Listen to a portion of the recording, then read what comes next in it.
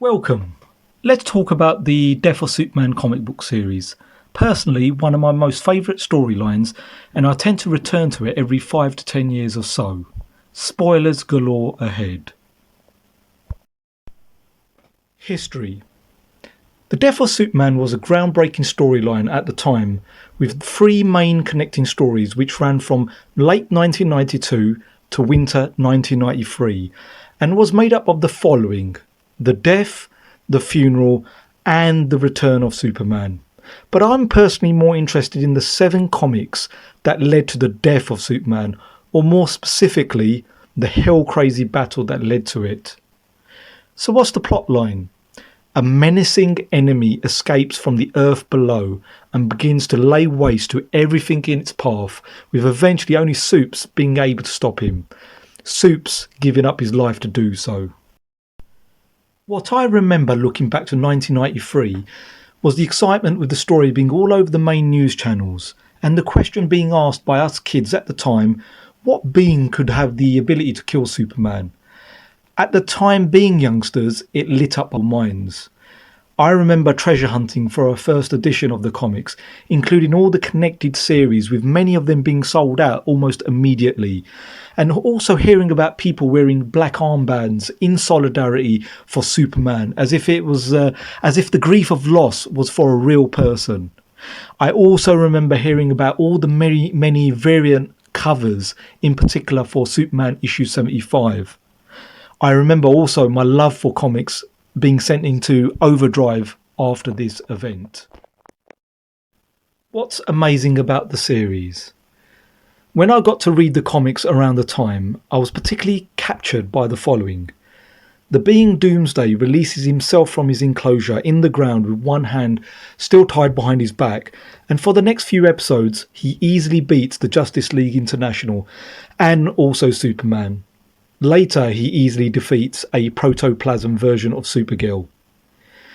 All the immense energy the heroes put into the fight against Doomsday ultimately just lead to him releasing his other arm from his back, making Doomsday even more deadly.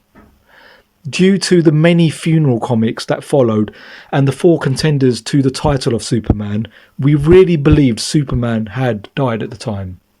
Superman died of exhaustion, which to me was amazing to show what he had put into the physical fight against Doomsday.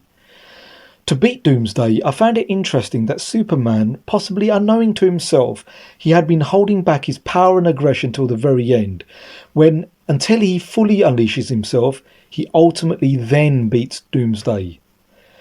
In unleashing himself, it occurs to Superman to actually break Doomsday's bone protrusions, almost as a testament to Superman's true power being his moral character, that it did not occur to him to do something so vicious beforehand.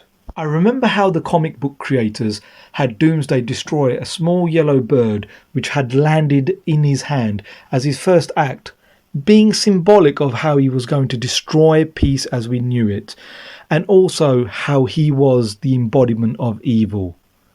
I loved the artwork, which I felt did not hold back the viciousness of the battle, especially the end battle, if you are looking to get the collection. Overall, I would say it's a choice between the individual comics, which are in plentiful supply, as this was one of the best-selling series at the time, versus buying an omnibus collection produced more recently. The omnibus collection is cheaper, nicely contained within a singular package, and can come with extra pages of content. I personally prefer the matte finish of the individual comics rather than that of the glossy pages of some omnibuses, as I feel the colours and images can be more vibrant in the individual comics as long as the comics are in near mint condition. In terms of nostalgia, I also prefer having something in my hands that was present at that time in history, including the adverts that you would get from that period. The omnibus collection is currently around £11 sterling from Amazon, and the individual 7 comics collection is about £35 sterling from eBay. Lastly, just something extra. When doing some research for this video, I found out the following.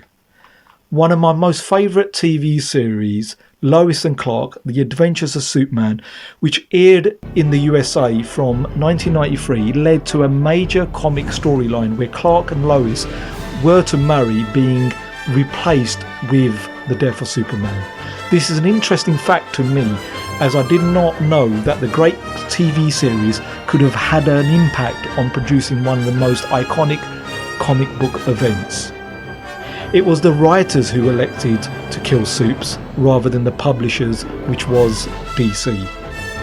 Superman had died, in fact, a number of times in his rich history in the comics beforehand. However, this is the first time it was such a major event.